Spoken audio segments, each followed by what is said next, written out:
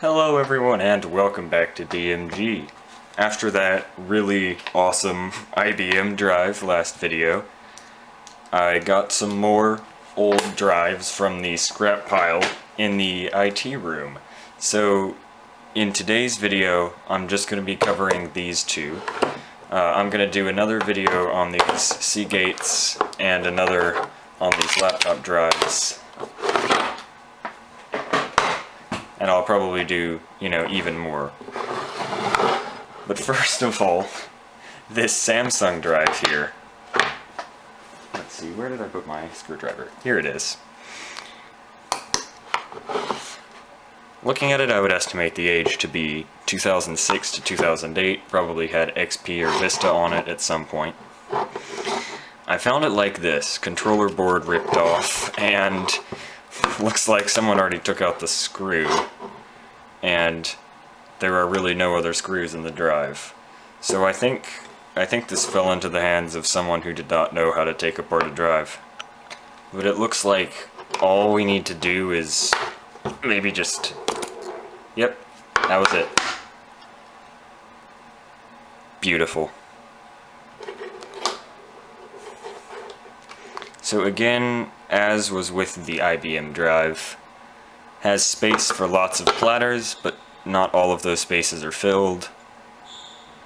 If the controller board wasn't absolutely destroyed, I would think this drive would still work fine. The heads seem to engage and park as they should, and the platter seems to spin without any resistance. This drive looks to be in very good condition, and it will look cool on my wall. Oh, and by the way, because these were in the scrap pile, I do have to render them inoperable. So, but luckily, I don't have to do it for this one, because it's literally missing like 9/10 of the controller board. Alright, on to the next drive. It's this lovely Maxtor drive. Alright, this drive, the manufacturing date on it is 2004, 16th of October 2004. Still got the controller board. It appears intact. Let's see. Heads will probably be over here. Motor is of course right here. And from the way the case is designed, this doesn't look like a drive where the top comes off. So it'll be like the IBM one. It probably won't split in half. That was extremely unusual. Maybe just peeling off the silver film will... Okay, yeah, so the film doesn't cover the entire drive. Oh, so I think that part will... Yeah, this part pops up. That's how the drive opens. Pretty standard. Again, this one looks like it fell into the hands of someone who did not know what the heck they were doing with a hard drive. I mean, it's got the stuff punctured and all the holes in it, but they didn't actually finish the job.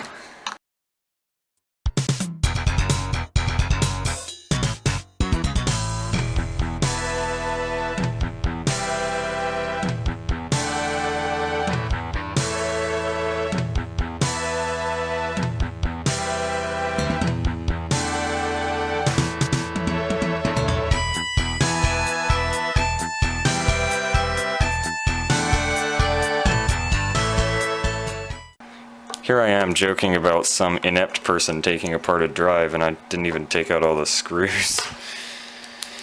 Yep, here we go, right there.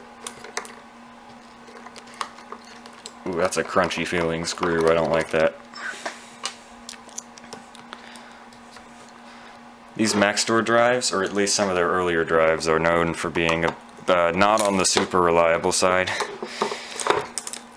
I would expect this one to have like a mega head crash. Oh my god, this... I can't quite convey it on camera, but this is like, that is thick. That is like really thick metal. That is heavy. Oh. So this is interesting. This drive is upside down from the way you open it. Oh. Again, this probably doesn't come across on camera, but it feels like the platter is incredibly uneven.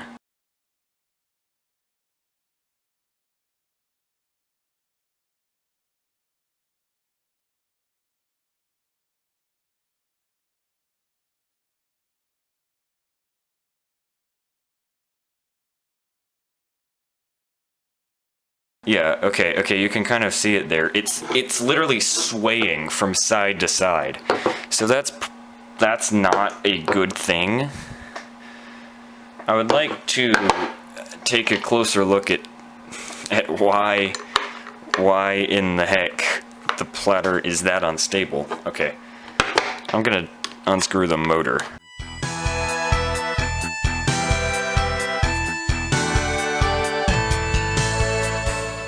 I want to break this platter. How can I get it out? I don't even think I need to, like, destroy this drive. Like... Okay. I'll just take this magnet off. Alright. I mean, we got a pretty normal head assembly there. The head won't move, though. I don't know if that's, like, an intentional thing, like to lock it, or if that's just the drive being broken.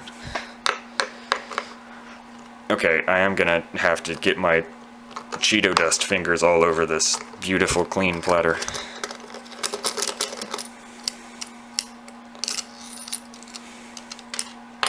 I want to see, is the platter itself warped? Okay. Oh. The platter is not flat.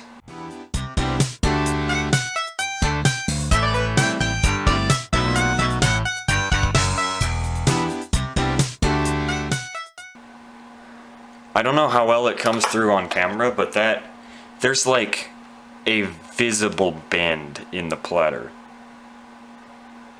It's curved like that way.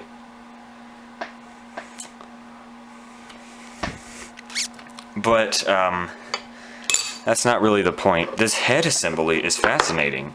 So it does look like a feature that the head wasn't moving. It's not supposed to move very far. It just goes from there to there. Again, it probably doesn't come across well on camera, but the head assembly is pretty unique on this drive.